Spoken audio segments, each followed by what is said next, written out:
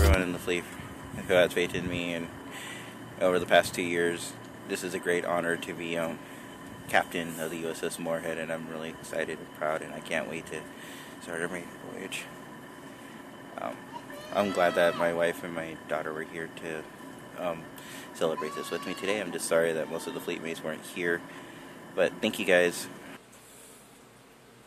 Hi, welcome to the Daily Log with Captain J. Galloway. As the beginning of the video suggested, I was recently promoted from Fleet 31 for all my hard work and getting my crew active here in the Beaverton, Oregon chapter. Now, this was a great honor for me, and I worked really hard over the last couple of years. First day of the Star Trek Las Vegas convention. This is just a recap. Obviously, today is August 21st. It's Sunday night, and I've already completed, obviously, my trip to Star Trek Las Vegas. Sorry for the long delay. It's been a pretty busy time since I got back. So day one of the Star Trek Las Vegas convention, basically we didn't start until late Monday because Creation Entertainment posted on their website that they weren't even going to really officially start the convention until about 3 o'clock in the afternoon. And according to a couple of my other friends that are in other podcasts, plus my own best friend Mike, who's also my first officer, stated that it was really chaotic. So my mother and I, basically Wednesday morning, we kind of went, didn't really like what we were seeing. It was extremely long lines, so like, you know what, we're just going to go onto the strip, and we went and visited for a while.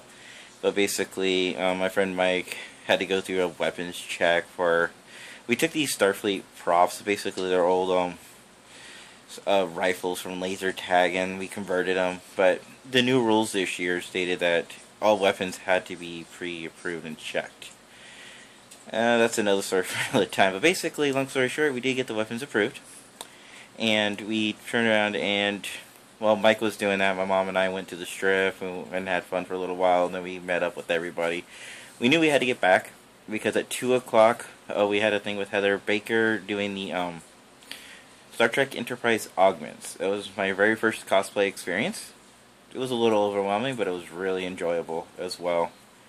Basically, got into our costumes, met up with the group, took a bunch of pictures, did a lot of standing, had to hold the pose for a while, and then of course people were, it was an interesting experience. I've never done cosplaying before, but I would definitely recommend for anybody who's interested in cosplaying to give it a try. See, what else did we do? We made it back in time to eat. Enterprise. Sorry, I'm just reading through my list. I want to make sure I get everything on here. We did a bunch of group photos, and which I thought was a very good highlight. I've never had my picture taken so many times, and I never got so many compliments. So, if you guys are watching this and I gave a compliment, thank you. If I didn't say that during the time of the convention, I just remember so many people were trying to get my picture. It was a little bit overwhelming, to be honest. Some of the highlights for that day, I did go to a couple panels. I didn't go to as many as I did the year previously, but I wanted this to be more about hanging out with my friends and doing a lot more cosplaying, and also go to panels I've not been before. So I did go and I see Connor Trenier and Dominic Keating, John Billingsley and Gary Graham. It's kind of nice to see all four of those guys on the stage and hear their experience about Star Trek and about how Malcolm and Connor, it was kind of nice to see their real personas versus what you saw on television. There's more to them, but we'll get to that on day 2 about Connor and Dominic and how wonderful those two guys are and how much they really engage with their fans. I also went and saw another panel I went and saw was called the Klingon Empire Lives panel. That was an awesome panel, if you haven't seen that. So I'd really recommend that one as well. And I also got a chance to explore Quarks. For the most part, it was pretty much the same. The only difference is, this year they really pushed the food. So they mass-produced everything. They offered more options this year. But I think the reason why they were pushing it harder is because they also had the Roddenberry Theater in there, which was really nice of them. So instead of just having 2 theaters, we actually had 3 this year. So that was kind of cool. And they kind of opened it up and had shows. So, they knew that people are going to be staying in Quarks for a while. Probably why they did that. At least that's my assumption. Just a night off with the Fleet 31 dinner.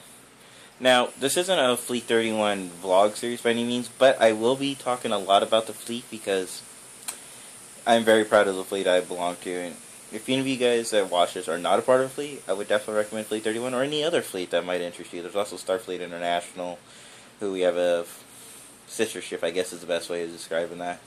One of my actually good friends is actually a dual member. He's in Fleet 31, and he's also in Starfleet International, and he's also running currently for their Commander-in-Chief position that just came elected. I guess they do their campaign runnings this far out. I guess it's around the same time as our presidential elections here in the United States go. So they'll be, I guess, voting around November or something like that. See, for Fleet 31, we do all of our... We don't really campaign. We just say, okay, it's a one-year term for our fleet commander-in-chief, and basically the command council, which is the ruling body of the fleet, gets together and we talk about rules that need to go over. If we have any kind of issues, they come up. But we do have a commander-in-chief. But that position is for a year mark. They do get promoted up to vice admiral currently. The deputy commander gets voted into as a rear admiral, and then of course our sector commanders have the option of being commodore. But right now we don't have any commodores, or sorry, rear admiral lower halves. But we do have those options. But anyways, get back on track here. So our commander-in-chief position is usually we start looking into that like late January, but then we start taking nominations in February, and then the position, whoever wins the vote, still has to wait the entire month, but they basically become the elect, and of course the current commander-in-chief talks to the new commander-in-chief. Unless it's the same person running, then we don't even worry about it. I mean, if the same person that ran won it again, then we wouldn't have to worry about, passing the torch. We would just continue for another year. But their term officially would take effect in March. So with that said, that's pretty much our structure. But as far as our fleet, we had 18 members out of our 400 plus members that we have in the fleet. We're still kind of small, but we are growing. It was kind of nice to have 18 of our members there. We all got together at the All-American Bar and Grill and had a great time. That pretty much covered up most of day one.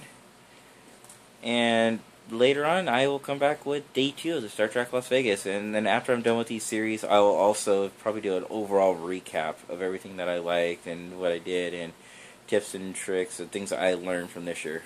Alright, this is Captain Galloway signing out.